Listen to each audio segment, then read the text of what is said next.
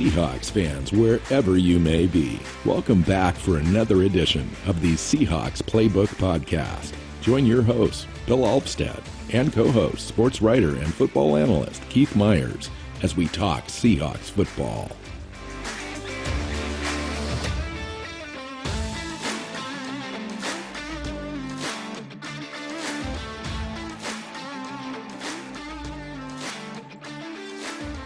Seahawks fans, welcome back to another edition of the Seahawks Playbook Podcast. I'm your host, Bill Alvstad, here with Keith Myers. Keith, we did it. We did it. Clinched the division. Victory Yay. over the Rams. NFC West champions. Playoffs. Right on. Yep. First time since 2016, which is weird because they've made the playoffs every year since then. But they've done it as a wildcard team. In the 3 years since, and now they're back division leaders, still a wild card, but division champions. They're not. No, they won the division. Right. So they play in the wild card weekend, but they're not a wild card team. That's true. So we're in the same category as the Washington football team. Yeah, I guess. No, that I cannot. Division leaders. Here's right? the thing. But so we're also going to be in the same category as one of Green Bay or New Orleans. True. And we're up there. Yeah, and only one team gets a bye this year, not two, like it used to be.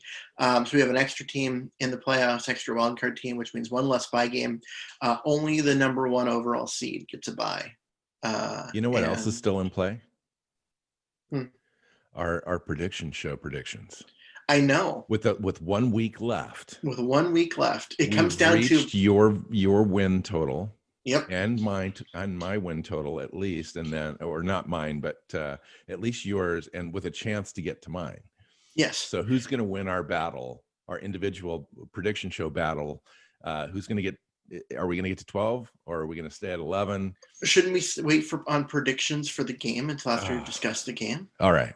Because you're going to win. I just had to I don't know. I mean, San Francisco looked pretty good in their game against the Cardinals, but the Cardinals looked inept. Yeah, the Cardinals have fallen off. They had a great first half of the season, and they've really struggled since. And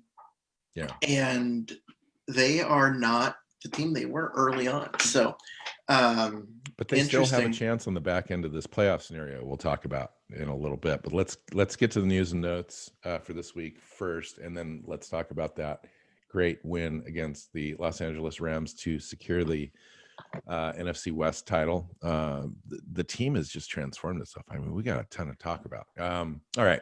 Seattle wins over the Rams 20-19 NFC West title. First time since 2016. You mentioned that. Assured of at least the number 3 seed in the playoffs with a home playoff game. So things are looking up for the Seahawks, trending up. Couple things of note this week. Snacks Harrison kind of requested a release from the team before the game was played because he found out he was going to be inactive. That actually did happen. Pete did meet with Mr. Harrison. They did not come to terms, and he was granted his release from the team officially. We're talking about the 350-pound defensive tackle that they signed on October 7th out of retirement. He was not in game shape in any way, had to play himself into that, didn't make his debut until mid-November, has been there playing about 20 to 25 snaps a game as a backup defensive tackle, former All-Pro, great run-stuffing player, but it got, they activated Brian Monet off injured reserve, and Monet was going to get the snaps instead of Harrison. And so Harrison was a healthy scratch, and it was like, he just wants to play. And went to Twitter to say so. Wished his team luck, wished, Monet and everyone luck, like wasn't being a problem with it. But somebody asked him after he requested his release, like, you'd think he'd want to stay. He's never, made a deep run into the playoffs. He's got a chance at the Super Bowl. And he responded that he just wants to play. He wants to try and find a team where he can, get on the field. And on top of that, he doesn't want to take away snaps from a young guy who's earned them. and he believes that Brian Monet has earned them. So it was just more of a case of he just wants to play. He doesn't want to sit on the sidelines and watch. Yeah. He also recognizes that it's very complicated with COVID, and that he had talked about his family and his kids, and the chance of him playing with another team he thought was, he didn't know, because somebody would have to sign him, get into protocol. I mean, there's only a certain amount of teams now that you're going to reach the playoffs with. So for me, I think that he's likely done for the year. And it's just it's a bummer for him, but you know what? The upside is that Seattle has Brian Monet, and they feel really confident in him and his ability to come in and affect plays and play well, which is good news for the future, because he's a more realistic piece into the future for the Seahawks, as opposed to Harrison, who's just this 1-year deal. Yeah, and Monet did play well when he was out there, and so that, and that is what it is. But honestly, if I had to choose, and I know this was Harrison's decision, but I would have liked the team to find a way to keep him around just as insurance. So, like, you know what, you're not going to be able to get, it's week 17 with COVID protocol. You're not going to be able to get another team. Stay here so we can keep paying you. Because if we cut you, you stop getting paid. But, stay here so we can keep paying you, and just be insurance in case somebody gets hurt. Right. Because what happens if one of the three guys goes down? If he left the team in that manner, in that way, because he wasn't activated for one game, he was pretty tenuous anyway. I mean, this is a player that, you've got to ask, does he really want to be here at that point? No, he doesn't. That's why they let him go. I'm just saying, like, I would have tried to talk him into and they did, and get him to buy in. Met with him. I'm sure all those words were said and more, and it just didn't work out. So Seattle's moving on. We got Brian Monet. We can't look back on something like that, but thank you, Snacks, for coming in and playing. The team needed him. Exactly. He came in, he filled a role, he did a great job. Definitely the team would have had a very hard time getting to where they are right now without him, because they were thin at defensive tackle. Then they lost Brian Monet to injury and desperately needed something, and they got a lot out of Harrison. Now, I know the stat sheet doesn't look like much. It's like 23 tackles. Well, 9 tackles, 1 forced fumble. Okay, so it's 9 tackles. So it's not even less. But he comes in, he plays 20-some snaps a game, and he's a 350-pound guy who doesn't rush the passer. He plugs holes and stuffs the run and makes it hard for running games. And and that's what he does. And he does that job very well. So it doesn't show up on the stat sheet much, but it's still important. And Brian Monet does all those things, but he gives you a little bit more of a penetrating type guy, a guy that can disrupt the pocket deeper into the pocket, affect passing lanes, affect timing, and so forth. So it'll be interesting to see Seattle really hasn't had any problems this year stopping the run, and they look tremendous on Sunday stopping the run with the Rams. So we'll see. Trey Flowers is set to return to practice. And could be eligible to play in this game if needed. Obviously, Seattle has found its new starting corner in DJ Reed, but Flowers, that spot becomes important, I think, in terms of, okay, do they play Flowers in certain sets, or do they play a guy like what's his name? Gosh darn it, I just lost it. Let me look really quick. Ugo Amadi? No, the other tall guy. Ryan Neal. Yeah. Do they play Ryan Neal in certain sets and certain spots and dime packages and so forth, or just a guy like Flowers come in that has better coverage skills come in? Well, I think with that it can become a matchup issue, because Ryan Neal is safety. I mean, he was a corner at one point, but he's been practicing at safety. He was Adams' backup when Adams was hurt, and so do they need the safety skill set, or do they need the corner skill set?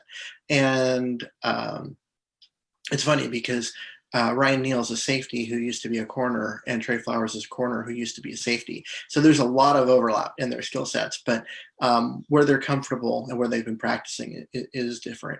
And I think you can set it up as matchups. I mean, DJ Reed's not going anywhere. Ugo Amadi's not going anywhere. Those guys have earned their snaps. Absolutely. As the 2 and 3 corners. Flowers gives them a tall option on the outside if you run into a matchup where you need another guy with some size out there. In nickel and dime situations. I'm not talking about moving DJ Reed off that starting spot. Reed's going to get that, but when you go to the nickel, you can slide him in and bring Flowers in and have him play on the outside. So it just gives them options. It gives them flexibility. And agree. Flowers, started out the year not playing, came in once the injury started and played kind of bad for a few weeks, but then really turned it around and had a nice stretch of games right up until his injury. And so I think that people tend to overlook that nice stretch of games. This isn't a guy the nice stretch of games has happened to the entire back end of this defense, not just with Flowers. So you add Flowers back into this defense that's performing at a high level now. That gives Flowers an opportunity to really be successful. Now, he may not get that chance as things turn out, but if anything happens or we need extra players or whatever's going on, I feel comfortable with Flowers back there. Yeah, I mean, you now have depth, right? You're not turning to just Stevens. At the right time. You're not turning to Lyndon Stevens if Shaq Griffin has to go out for a play or two, and then like they did in this game, and that was unpleasant. But now you've got depth where you haven't had any on the back end, and it's pretty nice to see. So, one other thing I wanted to talk about out of Pete Carroll's press conference, he was asked about Darrell Taylor. He said Darrell Taylor was pretty darn sore after his first practice sessions this last week. Asked if that was a long-term concern about Taylor. Pete said, "I'm trying not to go there. I'm trying to keep hold of a good thought, like we're going to be okay here if given enough time, and all of that. It will certainly help him to have another off season." That's not the best answer regarding Darrell Taylor. No, that's not a great answer at all from a fan's point of view, because it sounds like the option of this being a significant long-term issue is on the table. Where normally Pete Carroll is like the most optimistic guy in the world, and he would be like, he would have straight up and said, been like, "No, we don't. It's not a thing. He's just got to get healthy and he'll be ready to go and be there." But for him to being like, "Yeah, I'm trying to think that I'm trying to keep hold of a good thought." What the heck kind of an answer is that? That's the equivalent of wishful thinking. Well, right? It's trying. Basically, it's like, okay, you've got multiple scenarios, and he's mentally trying to stay on the positive side of those multiple scenarios and not get sucked into the negative ones. But it comes down to he was saying, he practiced and he was really sore, and it doesn't sound like muscle sore, like it sounds like I have the injury sore. Yeah, like I haven't worked out in a while, and I came out and worked out, and oh my God, like my muscles feel like they're going to die sore. This sounds like a lot of irritation and a lot of problem with the surgery site from when they put the rod in his leg and all of that. And it just sounds like whatever happened with that surgery, it is not healing the way it should. Not the bone. The bone's fine. It's all of the soft tissue that you have to cut through. How do you know that the bone is fine, Keith? Because he wouldn't be cleared. He would not be out there if it wasn't.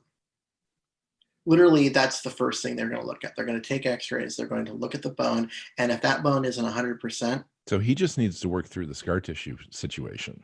Well, yes, unless there's something else going on that's causing inflammation and things that aren't going to let him work through that. Because they may have to go back in and like file down part of the bone or something in order to give that soft tissue a chance to heal properly. And that's my big concern with this going on right now. So we know the bone's healed. It's done its thing. And so, it's a matter of working through all the scar tissue and any of the other damage that was done, unless they have to go in and like file down the bone and re-smooth it out and all of that kind of stuff. And again, now you're recutting through all that tissue again. And it's another long slog to get back. And it turned out, they knew they were drafting a guy that was hurt. They knew that this was going to be a thing, but they didn't think it was going to be this kind of thing. this has turned out to be way different than what they thought they were drafting as far as a guy with an injury. Yeah, I mean, that's a desperation type of move in a draft where all you needed to do in COVID-19 was have a solid draft with no real chances. Now, maybe they looked at it the other way. Maybe they thought this is the year you could take a chance because of COVID-19. There's so much unknowns, speculation about the season even starting at the time and so forth. But you're right. It turned out to be the worst case scenario at this point. However, all that said, it's not like this was a bad. It's not like this has been a bad draft. Oh, if you take a look at the whole, sure. You look at this draft. This was a really good draft for John Snyder, without getting a single snap out of the second round pick Darrell Taylor.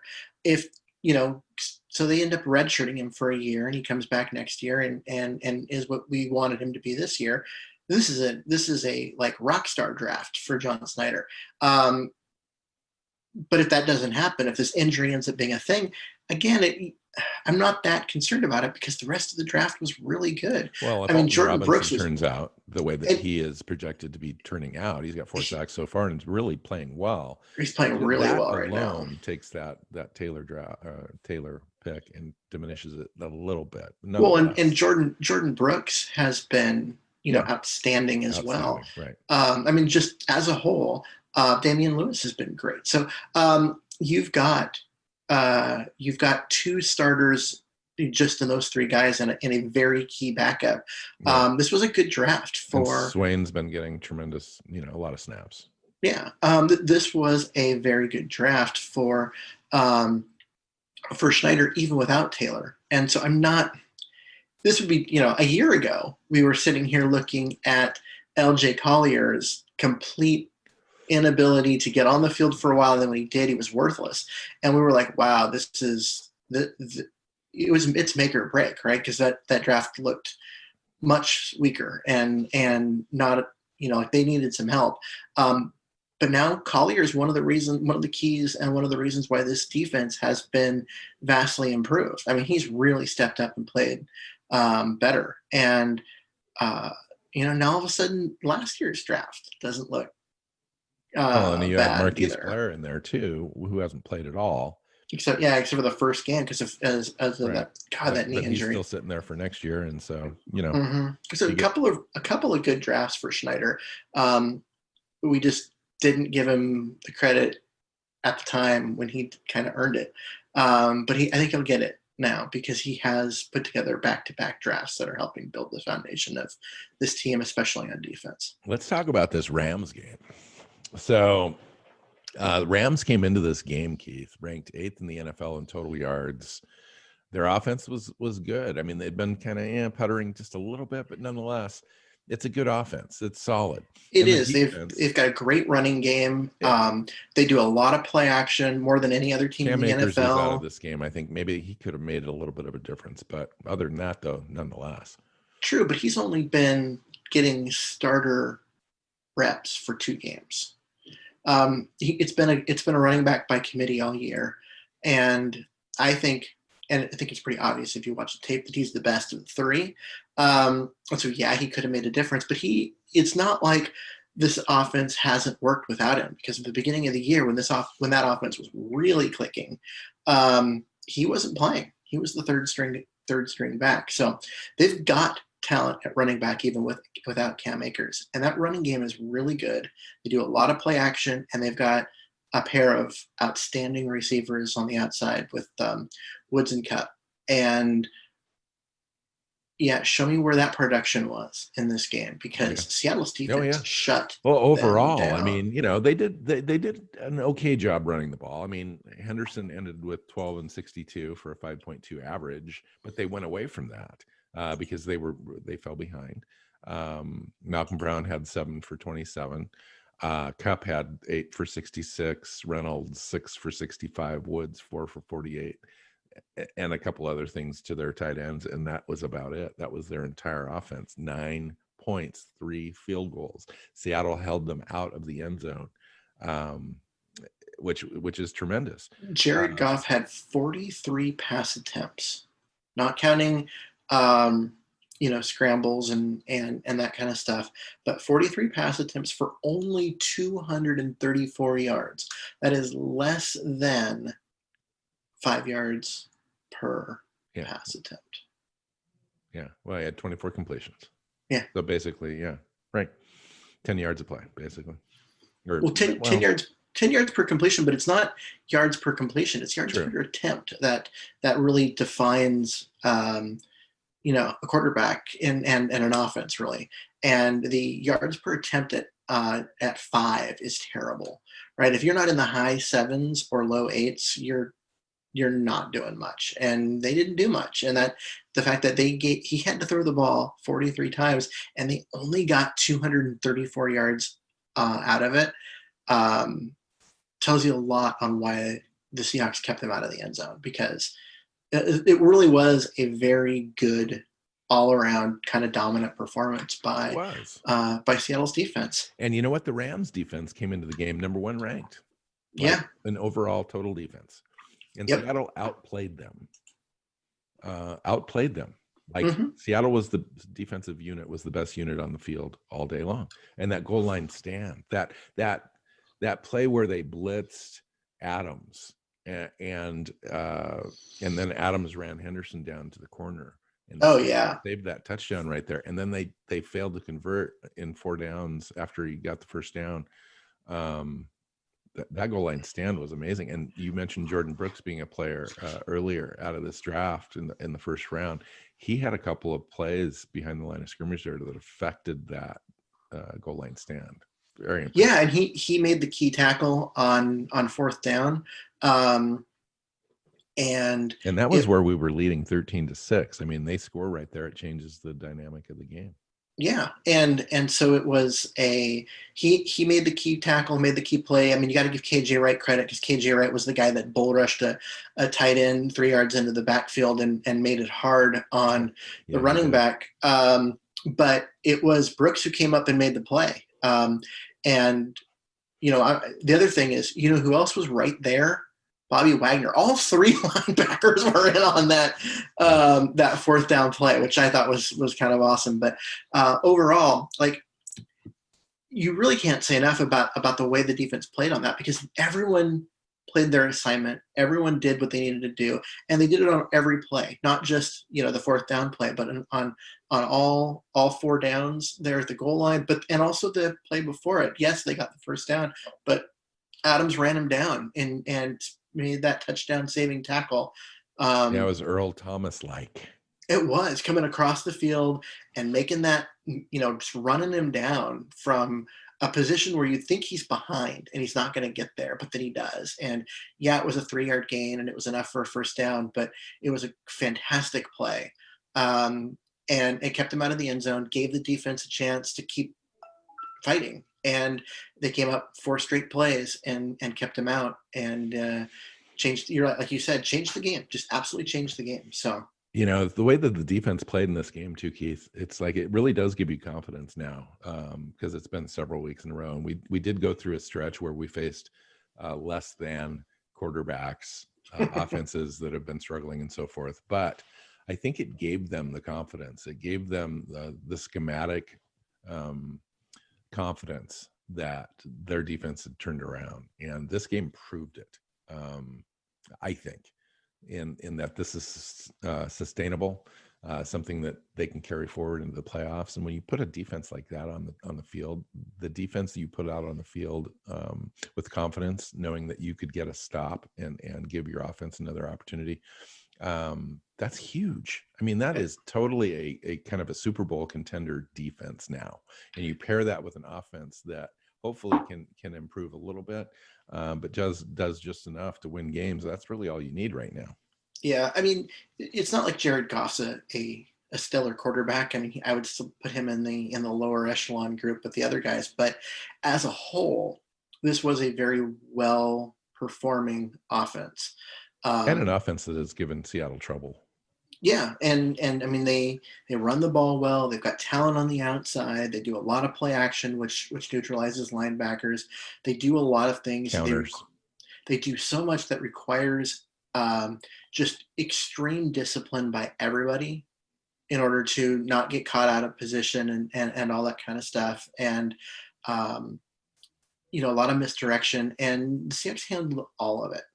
And that was great to see. That to me was the big thing, is that, they didn't get motioned and bootlegged and whatever out of what they wanted to do, and were able to just stay within themselves, and everyone did their job, and it just worked. And they just continued to shut down an offense. And yeah, Goff didn't play great, but it's not like he was just missing wide open guys. Well, right? And you have to hand it to the Seahawks defense. They played really well, and we ended up having some big plays. We mentioned the Adams tackle from behind the goal line stand. Diggs' interception deep into Seattle's territory there, which probably saved a touchdown. I mean, they were down close to the 10, 15-yard line at that point. Alton Robinson's sack, four sacks on the year. Jaron Reed, another sack, 6.5 on the year. Jaron Reed in this second half surge by our defense in this season has really been able to come on and show us that he's the player that he was a couple of years ago. Yeah, he wasn't early in the year, but the last 6 games he's been definitely the 2018 version of Jaron Reed, and it's been great to see because the team needed it. They needed the help on the inside to generate some push, generate some penetration, and just to get the quarterback off his spot and give the defensive ends a chance to get around the corner, and not just have the quarterback step up and out of their lane. So it's been needed and great. And Reed's been playing out of his mind. I know he's got this chest injury that's making it hard on him, but you can't really tell the way he's playing. So yeah, it's been great to see his resurgence. Poona Ford's been playing well in the middle, also been disruptive. They're giving him more freedom to penetrate and get into the backfield and do things besides just eat blocks, and he's doing well with it. So a lot of good things coming from up front, and hard to imagine that we were going to say that at any point this year after the way the year started. No, absolutely. I mean, remember that New England game, the second half of the New England game, we gave up 320 yards passing to Cam Newton and 10 plays over 15 yards, in the air in just the second half. I mean, that's where we were. We had multiple games like that where we had a chunk plays after chunk. We had the first game against Arizona where we didn't have a quarterback hit the entire game. Yeah. And now all of a sudden, the first 5 wins, we barely held on, and we had the best offense in the league. Yeah. It was crazy. And in the turnaround since week 10, we gave up 23 to the Rams, 21 to the Cardinals, 17 to the Eagles, 17 to the Giants, 3 to the Jets, 15 to Washington, and 9 to the Rams. I mean, those are some 12.2 points per game average. There's some bad teams there. In there, some bad offenses, but at the same time, it's just been a different team. It really has been. There's a lot of talent on this defense, and I think when this was a defense that was set to be the worst, statistically the worst defense in NFL history, which is where they were on a pace after 5 or 6 games. They weren't playing to the talent. There's a lot of talent. I mean, you can't tell me that a defense with Diggs and Adams and Griffin on the back end and the 3 linebackers that we have, and Reed and Dunlap and Ford and Alton Robinson and the guys they've got up front. You can't tell me there's not a lot of talent on that defense. There is. They just weren't playing to that level of talent. And a lot of it was injuries, because most of those guys that I mentioned, with the exception of the linebackers, but even then Brooks was, but they were hurt at some point or another. And we were playing with, backups and third stringers and all that kind of stuff out there. And it took quite a bit for everything to come together and guys to get healthy and then get a chance.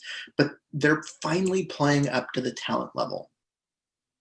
I don't think that what they're doing right now is just unsustainable. Oh, it's only because they're playing bad quarterbacks, any of that kind of stuff. They're playing up to their talent level. Because like I was saying before, Goff may not be a great quarterback, but that is still a very good offensive football team that the Seahawks just completely shut down. And what makes it even more impressive is at the same time, the defense has been surging. The offense has been sputtering a little bit. Seattle's given Michael Dixon a little bit more work on opposing offenses and more possessions against our defense. And that makes the defensive turnaround even much more impressive. We've been losing the time of possession battle. Our offense hasn't been converting third down conversions very, very well this year. The defense has been on the field more because of that, and they've still shut teams down. Yep. And so I don't know. We can talk a little bit about the reasons for the offensive stutter. And a lot of it has to do with teams are committing to preventing the big play. And the Seahawks want to go deep. They want those big chunk plays. They want the explosive plays, and they're just not there. And because of some problems on the offensive line, specifically at right tackle, with Brandon Shell's injury, they've been keeping a tight end in on almost every play. And so now you've got less people out in routes. They're taking away the big play, but you don't have that extra route runner in the underneath middle area in order to take advantage of that, because you're having to protect your backups at right tackle, and things just aren't working. And I think, do you see any signs that this could open up in the next however long deep run we have? Absolutely. I mean, you look at you have Brandon Shell coming back, which he was active for this game, but they were like, yeah, we probably don't need him, and they'll play him if they have to, like if there's an injury. But they didn't want to do what they did earlier in the year, which is rush him back, have him play for part of a game, and re-aggravate the injury. So they gave him an extra week. Even though he was active, he was staying on the sidelines, and that's great for him. And they may do that again this week against San Francisco in order to, or maybe only give him 15 plays to kind of work back into getting used to the game speed and all of that again. But getting him back and getting Disley or Olsen, one of the two, out into routes a little more often, because you've got a right tackle you can depend on, will be a huge improvement. For that intermediate passing game. You prevent them from being able to sit back and take away the deep shot with a safety on both sides, because you've got to have somebody covering the middle of the field. And so then when they have to bring their strong safety up into the middle, now one of the two guys on the outside is in one-on-one coverage. And so little things like that can chess match into a big change for the offense. They can start to hit those big plays again. And once they start hitting those big plays, everything opens up. And I've been waiting, and they did hit one with David Moore in this game. True. But even that was a play where maybe Russell Wilson should have kept the ball and run for the first down. But nonetheless, I'll take that throw and I'll take that completion, because we haven't seen anything like that for a while. Yeah, teams are focusing so hard on taking that away from Seattle, because they know how much the offense is designed around those big plays, and they really want to shut the big plays down, because Seattle hasn't shown a tendency to say, okay, you're going to take that away. We're just going to take this intermediate stuff and the short routes and be content with that. They want the big play. They'll either force it downfield, or because they've got their tight ends in blocking, max protect, they don't have anyone in that intermediate range to throw the ball to.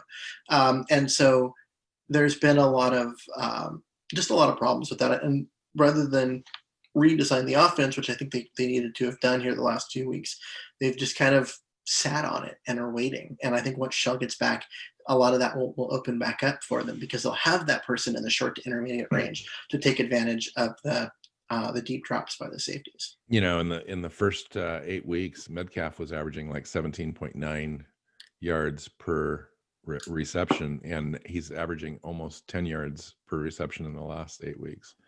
7 weeks. He's throwing a lot of slant routes to him, a lot of stuff underneath, because they're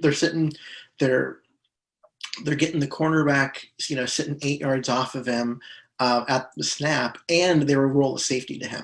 on every play. So there's no real way to get him open other than slant routes and shorter things, because they've just got him doubled up. They're making it really hard on Russell Wilson to get DK Metcalf the ball. In this game, like, you had, Jalen Ramsey, who's one of the best corners, if not the best corner in the NFL right now, on him, and they rolled safety help to him. He still had six receptions for 59 yards. That's still a nice day's work for Metcalf. You'd hope he could break one out, and Russell Wilson missed him a few different times. Yeah, and he missed Lockett deep on one. Lockett finished 3 for 44 at a 14.7 average. Mm-hmm. Disley had 3 catches. Hollister had 2, including a touchdown. It was a beautiful throw from Wilson. That was encouraging to me, because on that drive, Wilson was 5 for 5 and finished with the Hollister touchdown. That was a perfect floater in the back corner. So you got to look for the positives. And I look at those 2 big throws that Wilson had, the Hollister throw and the David Moore throw, and there's enough there where you believe that Wilson's not in a funk, and he's just taking what the defense is giving him and doing just enough to get by. But you always know that potential is there for them to break out, or if they had to, they could play from behind on a short quick pace offense, with some deep shots. Like you said, as soon as I think Shell comes back, I think Russell gets that confidence there on the right side for protection, and things start opening up. Maybe I don't know. It depends on the defenses we're going to face too. As we go forward, we'll talk about playoff scenarios a little bit later and some of the teams we can face, and maybe we can look at that. The defense, though, dude. I mean, it's hard not to keep talking about them, because in the last 3 games, they've only given up a couple touchdowns. And that was both to Washington in the fourth quarter of that game when we were already up 17 points. We're not giving up any scores. I mean, it's tremendous. Yep. And I mean, so I was looking at this. The last year, the Rasheem Green led the team in sacks with 4. And they had a lot of guys with 4 or 3.5 and 3 and that, but still 4 was the leader. Jamal Adams has 9.5. Alton Robinson, who didn't play much for the first 6 games, then played a lot for a couple, and then kind of took a back seat because the starters started coming back and has getting some more playing time recently. He got his 4th. Like, this is a guy that hasn't played that much. He's a rookie, 5th round pick. Really have to earn 20 snaps a game at this point. Yeah, really had to earn his spot in the rotation over time.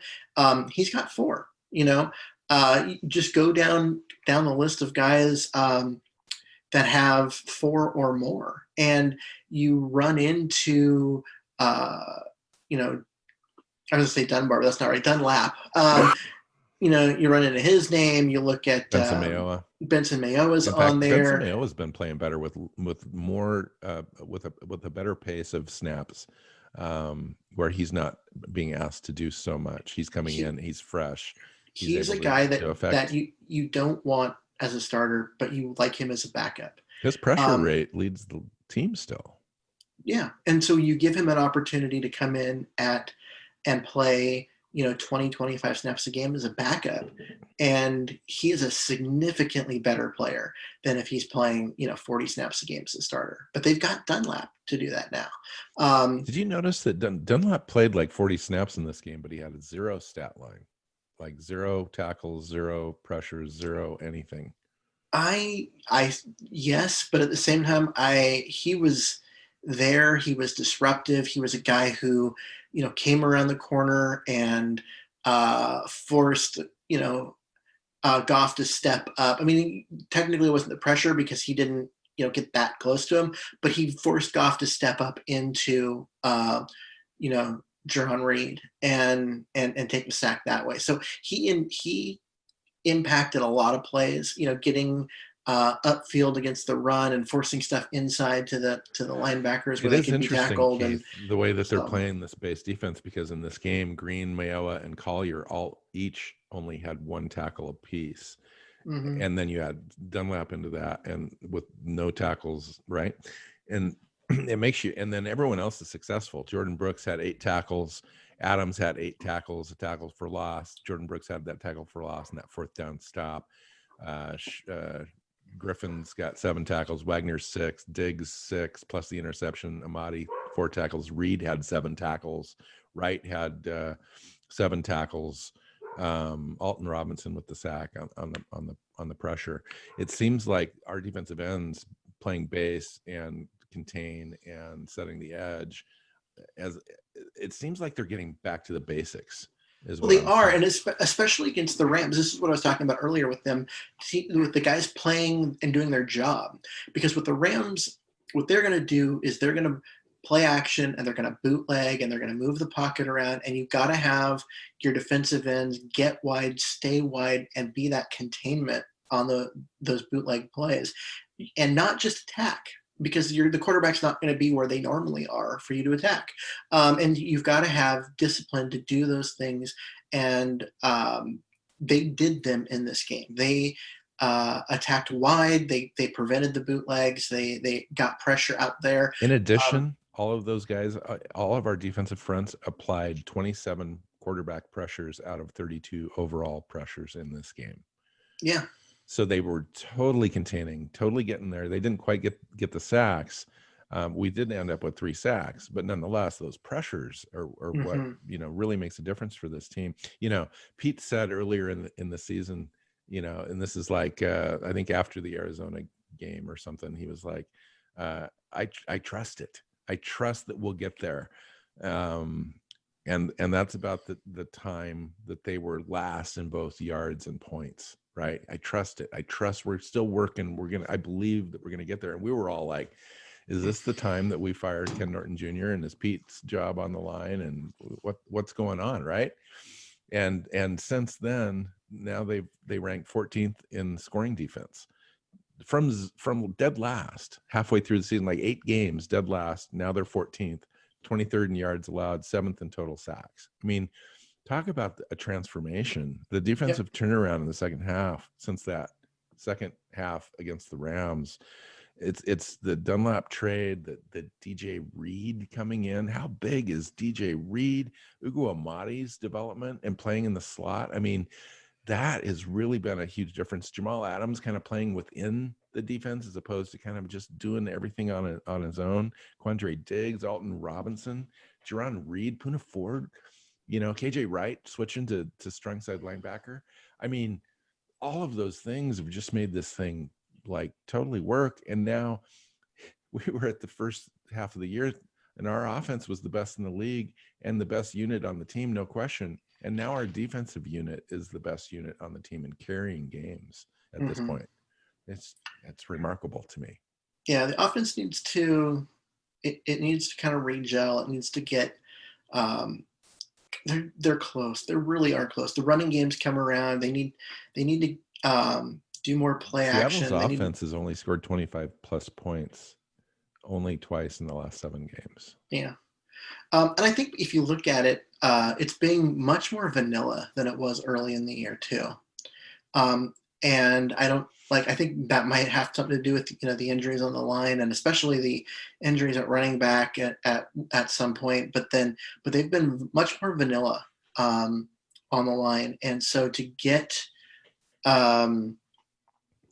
back to where they were, they need a lot more misdirection and they need to get their play action game going and they've got the running backs now. So teams are keying on the running game. And so all those things will work. They just need to, it just needs to come back together the same way that it did early in the year. Yeah. I'm not terribly worried. I don't know why. I'm just not terribly worried about the offense. To me, I really like the adversity that the offense is going through. To be completely honest, I think that makes you stronger. I think if you really look at it, we've got A, Russell Wilson, B, we've got Chris Carson, and C, we've got DK Metcalf and Lockett. Plus, you add all the other weapons in there, right? This offense can do whatever opposing defenses want to shut down. We still have at least two other options to look at. I don't think there's a defense out there, and we'll look at the playoffs here in just a second, but I don't think there's a defense out there in the playoffs that can stop Seattle's offense. So find me like the two defenses that Seattle faced the last 2 weeks in Washington and the Rams are the two. I would say Washington being the best front four in the NFL, and the Rams being number 2. Yeah. And yeah, you know what? That is going to make life really hard on an opposing offense. Seattle won both those games. Now, they won both those games in large part because of the defense, but you're not going to be facing in and of itself. You're not going to be facing that level of defensive talent in the playoffs unless they end up facing the Rams again, which is highly possible. And Washington's in the playoff hunt too, but let's take a look at the playoffs. So Seattle's no worse than the 3rd seed. Okay, we know up front. We got one home playoff game assured. Yep. The top seed is still in play, but you need the Packers and Saints to lose, plus the Seahawks need to win against their Week 17 opponent, the 49ers. Yes. The Bears, Rams, and Cardinals are all still playing for 2 remaining spots, so they're at the tail end here. We do have, if the Rams beat the Cardinals and the Seahawks win or lose, I believe that we face the Rams in the playoffs. But there might be a scenario where the Saints and New Orleans lose and we lose as well, where the playoff scenario changes a little bit. Yeah. So what you have in there is because they're seeding, the Seahawks could be the 1, 2, or 3 seed, right? They could be the 1 seed if they win and both Packers and Saints lose. If the Seahawks win and one of those two teams lose, then the Seahawks end up as the 2 seed, and they end up as the 3 seed. Green Bay plays Chicago. New Orleans plays the Panthers. Yeah. So both of those games look like on paper that they will be wins for the Packers and Saints. So Seahawks if the Seahawks win, they end up in that 3-way tie, and the Saints end up as the 1 seed, and I think the Seahawks end up getting dumped all the way to the 3 seed. So the playoff odds right now, according to ESPN, are Seahawks face the Rams at 35.1%. We face the Cardinals. If the Cardinals beat the Rams, is at 28.1%. Bears are still on there at 20.8, and then the Bucks at 10.5. There's a 5.5 chance to get the number 1 seed in a first round bye. Yep. That's kind of where we're at. Yeah. So you end up with, because of Tampa's going to have that 5 seed unless they lose and the Rams win, and then they can drop. Basically the Rams can sneak into the 5 seed, and Tampa can drop to the 6 and have to play probably Seattle at the 3. But a lot has to happen for that. I mean, it works out. Jared Goff had surgery last night. Yep, on his thumb, and you have that's tough. And Tampa's playing a 4-win Atlanta team, and Arizona's still fighting for their playoff lives, so they're going to give the Rams everything they got. Yeah, and and so then you got the Bears that are doing their thing too, and they put up 41 points on Sunday. So that Bears Green Bay game is interesting to me. It is, because Green Bay's got the division. They're playing for seeding, but how motivated are they going to be to come out and really dominate? Are you going to sit Aaron Rodgers for half a game in order to not get him hurt, because it doesn't matter that much because you've already clinched the division and all that? That game could be very interesting. Yeah, anytime you're playing your division rivals, 2 times in a year, those games get interesting, like the Chicago Green Bay game and the New Orleans Panthers game. I know the Panthers aren't very good, but nonetheless, they've got a lot of motivation to beat New Orleans. So it'll be interesting, and then Washington's there at 6-9 right now, still leading their division. That's crazy. Yep. So Washington's there at 6-9. They win, they get to 7-9, and they they win their division and get the 4 seed. But if they lose, then you've got Dallas with a chance to sneak in at 7-9 at 7-9 and get that one. You could get a 6-10 team into the playoffs there, and so they're going to be they'll be the 4 seed. They'll play the 5. It'll be Tampa. So right now, it seems likely that we're going to face either the Rams or the Cardinals, most likely. Yeah, and normally I would say the Rams face those either one of those teams. Oh yeah, I'd face the Rams defense. I'd face either one of them because you're looking at a Rams team that John Wolford is their quarterback now, Wake Forest. Yeah, I liked him that's coming why. out of college. Actually, he was a great passer. He's a great passer, but he's erratic. He's never had an NFL snap. Yeah. He'll get his first NFL snap week 17 against the Cardinals playing because so think about this with the Rams. Like a couple of weeks ago, they were 9-4 and in first place in the division. Now they're playing for the playoff lives because if they lose and the Bears win, the Rams miss the playoffs. Yeah. Thanks to our team. Well, and losing to the Jets will do that to you. Yeah. Well, think about that. You lose to the Jets. Think about that loss we had against the Giants. No. Oh. Is that the loss? I'm trying yes. to think now. That's just, everything changes there. Yeah, if the Seahawks beat the Giants team there, they're right now in the driver's seat for the number 1, rather than needing help from a couple of different teams that aren't very, aren't great. No, they're just sitting there they're in the driver's seat for it. When you get the number 1 seed, you get to take a week off and all of that. So how do you view this last game of the season? Not a lot's on the line. We know we got a home playoff game. The opponents really don't matter. It might matter later after the first round who we would match up with and so forth as far as seeding. Mm-hmm. But right now it doesn't seem to matter too much. What approach does Seattle take? Is this a do or die playoff atmosphere type game for the Seahawks to get to 12 wins, to get me the prediction show victory that I so desperately want? Or is this something where Seattle folds, lays down for Keith's 11 and 5 prediction? So you look at this, and the NFL did some funny things with the schedule, and by funny I mean actually kind of awesome.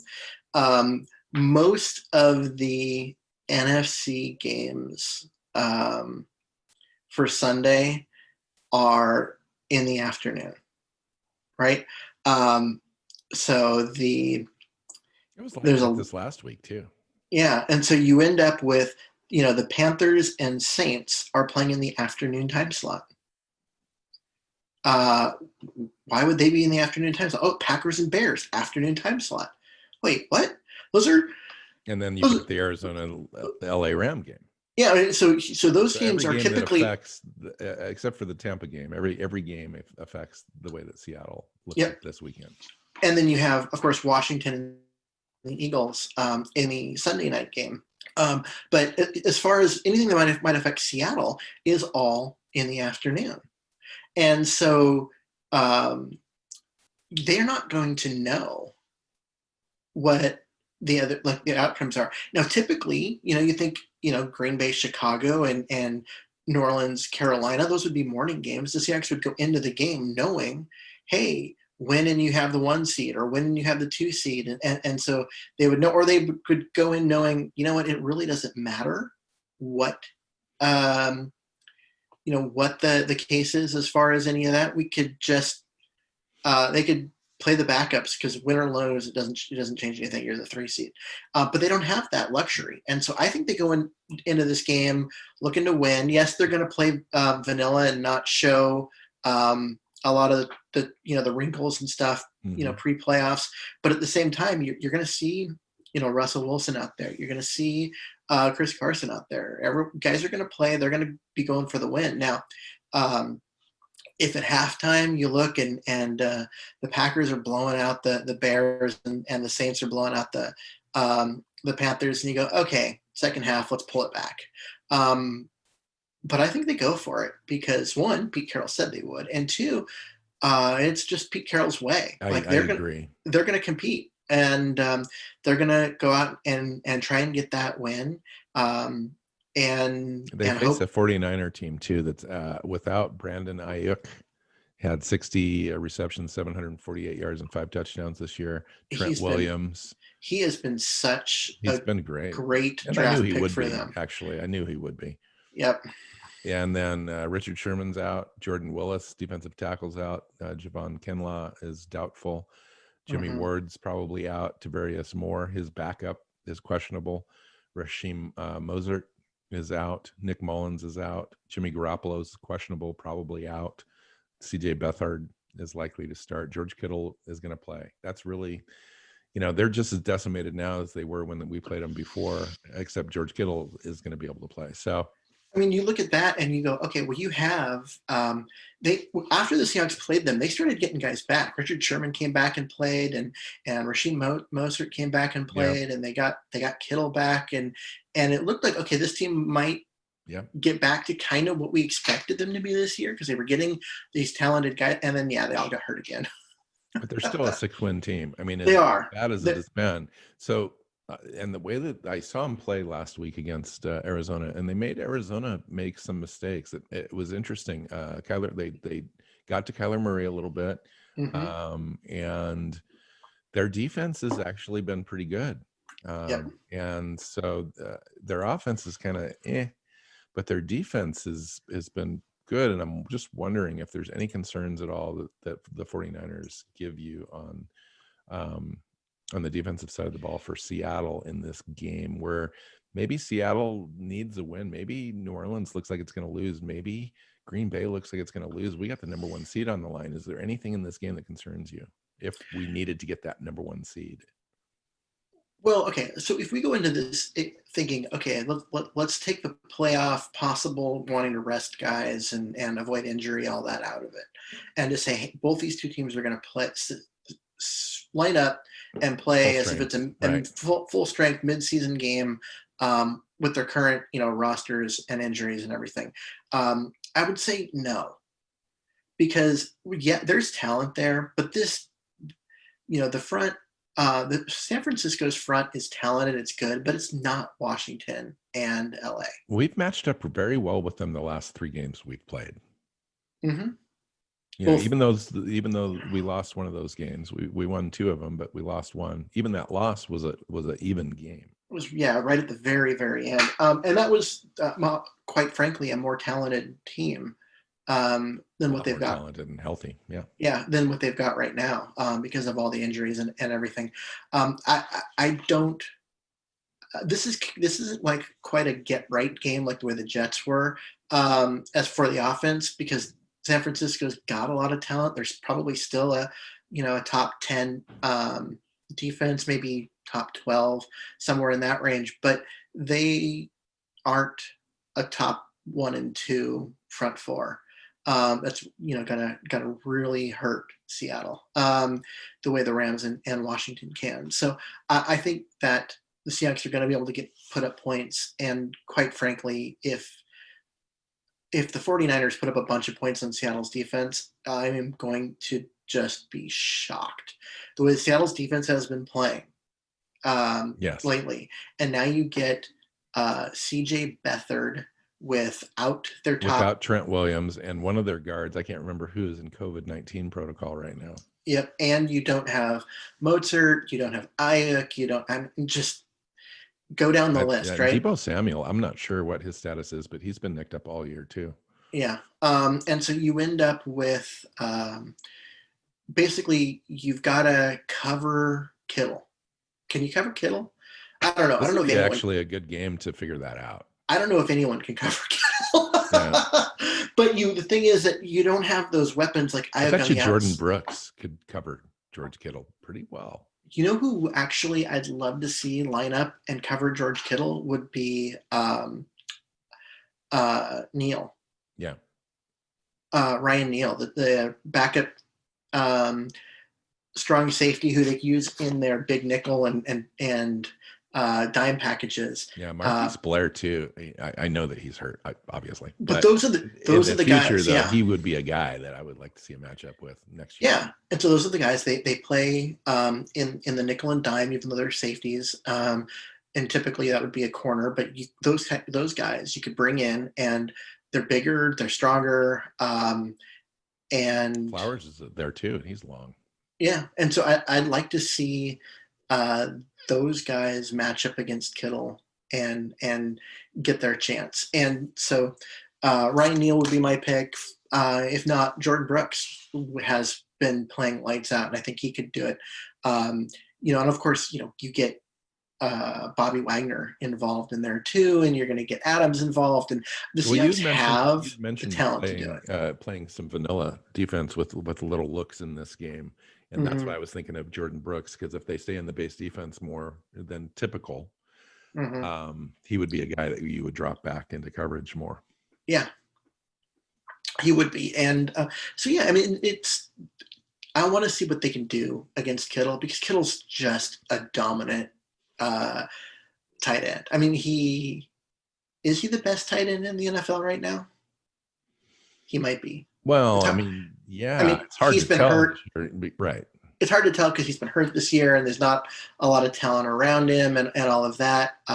Travis Kelce obviously would take offense to, and rightly so, to Kittle being pronounced that, but he's up there. If Kittle had a quarterback to throw to him, you're talking about a completely different player, obviously. And stat-wise, he would be up into the 1,200, 1,300 yards. Oh, yeah. Kittle is what Gronkowski used to be as far as a player. Yeah. I agree with that. Kelsey's way more streamlined, pass catcher. Yeah, he Kittle's is. a way more diversified tight end overall. Mm-hmm. And that's why, like, in case you can't tell, listeners, he's a great player, and I don't think there's any reason to, say otherwise.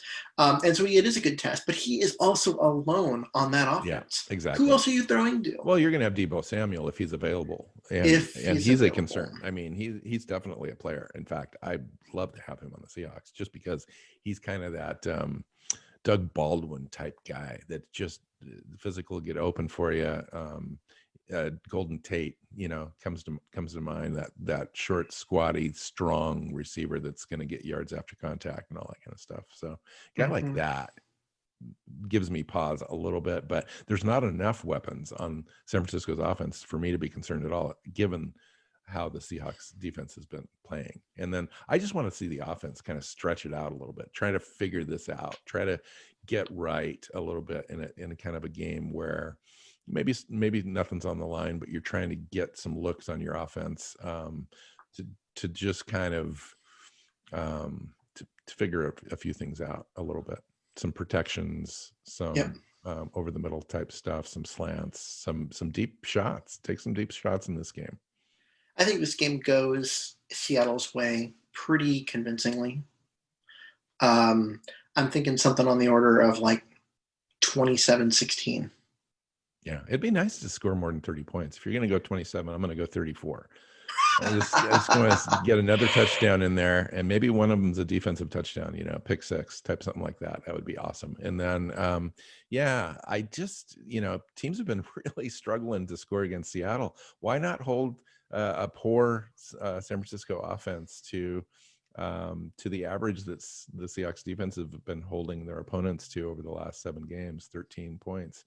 I think 13 points is a good number. You give them a touchdown and a couple field goals, let's call it. Mm-hmm. That's where I'm at. All right. What else? Is that it? That's it. We're going to the last game of the year. Our predictions are on the line, Keith. I hope you lose only because I want Seattle to win. Well, here's the thing. I care about this so much. I want Seattle to win. Because I don't care.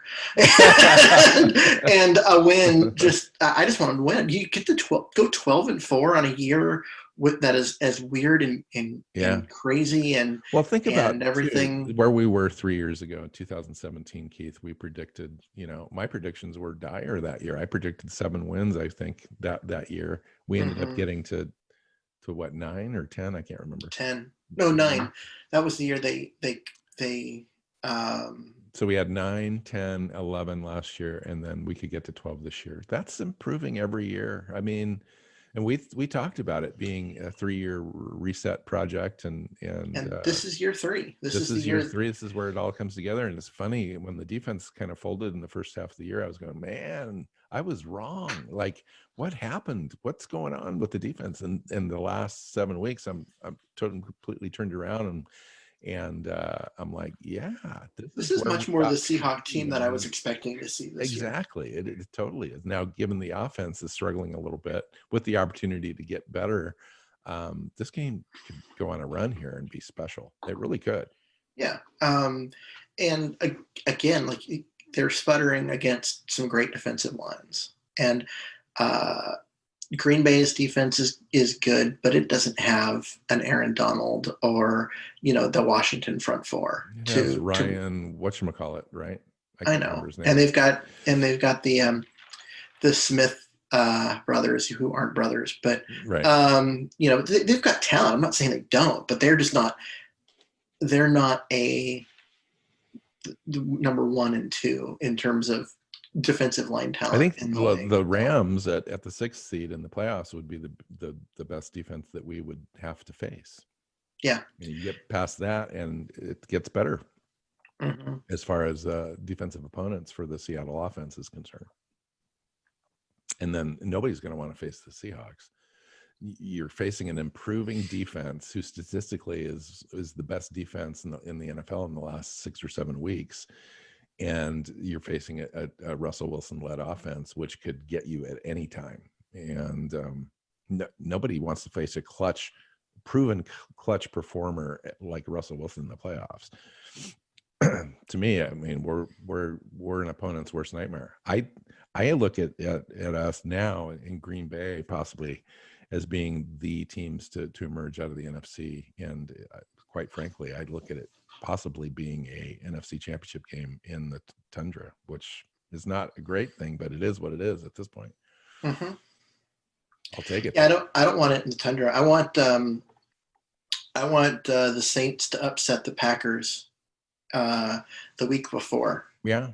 So that way, or the Saints and Green Bay wash out, and we end up with the number 1 seed throughout the playoffs. That's the preferred path. Or just find a way so that if the NFC Championship game is in Seattle, that would work. I could handle that. Absolutely.